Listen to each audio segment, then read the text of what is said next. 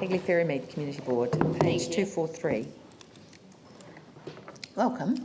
Thank you for being so patient. That's all right. It's been interesting listening to everyone else's issues.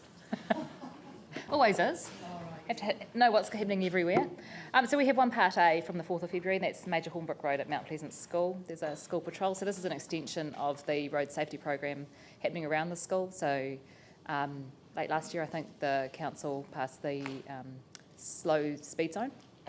And at that point as well, the Mayor asked for some information on how to create slow speed zones in neighbourhoods around the city, and that was due to come back to the council early in the year, and we haven't seen that come back yet. So if that could be chased up, that would be really good. Excellent, thank you.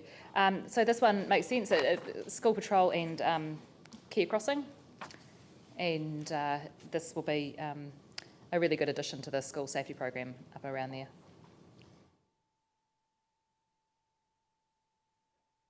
So we're recommending it's a Part A. So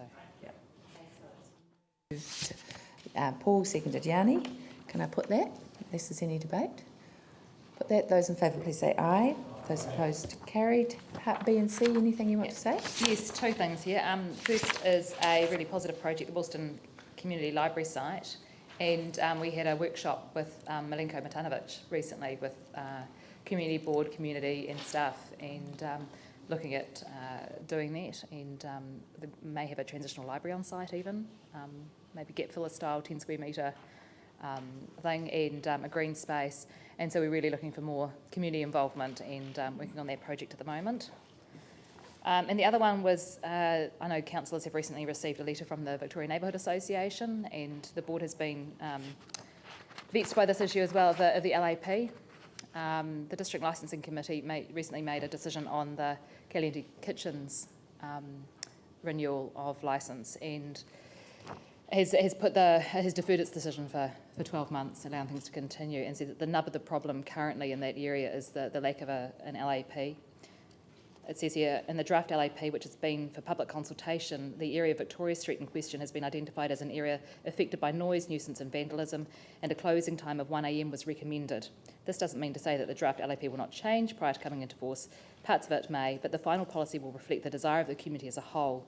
In this instance, the delay in implementing the LAP is having a significant impact on this community. And the board has, in its elected members, again raised the issue, and we would really like the council to start progressing this as soon as possible. Our community is really affected by it.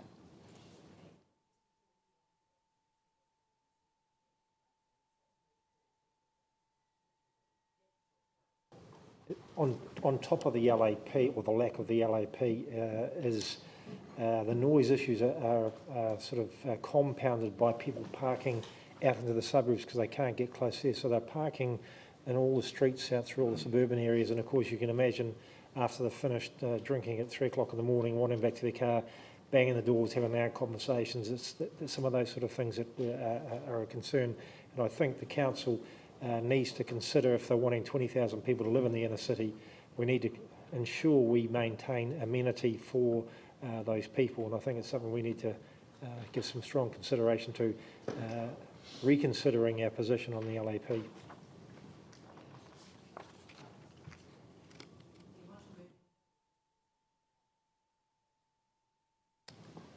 Well, I just think, as a council, we need to stand up and actually put a line in the sand, because what you've got happening is businesses getting licences through to 3 o'clock in the morning with an expectation that could continue infinitum.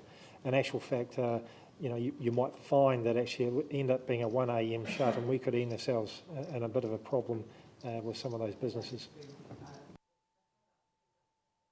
Agenda for a discussion on Monday and decide where we're going with it on that. Okay? Okay. I've got Part B and C. Is there any debate on any of that or questions? Not. I'll put those. Those in favour, please say aye. Those opposed, carried. And I'm now on your next one on page 251. Yeah, we don't have any Part A matters. Yep. But what was really interesting was we had a deputation from Alistair Castles, of Castles and Sons, talking about his proposal for a new Victorian-style footbridge over the river. The current road bridge is very unsafe for pedestrians, yep, and there's a lot of issues there. And he's proposing a footbridge and sort of wharf. It looks absolutely fantastic. It is stunning. And yeah, we're really looking forward to that progressing with staff Yeah. and that linking into the wider plan that council resolved for that riverbank area earlier last year. Have you any impediments to it happening? I mean, I agree with you completely. It's stunning, and there's I'm some not of sure the any specific impediments at this stage, but it's just, right. and it needs to link in with that.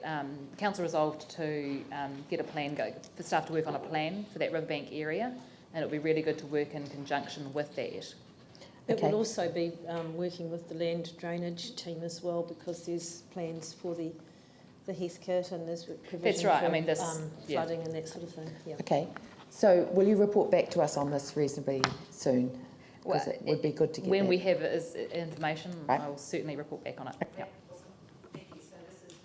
Yanni seconded Paul. Part B and C. Sorry, Yanni. Just very brief comment. There's two things of note from an advocacy role that the community board have taken up. One is we have written to the Prime Minister around the social housing changes, particularly government selling off the state houses to community housing providers.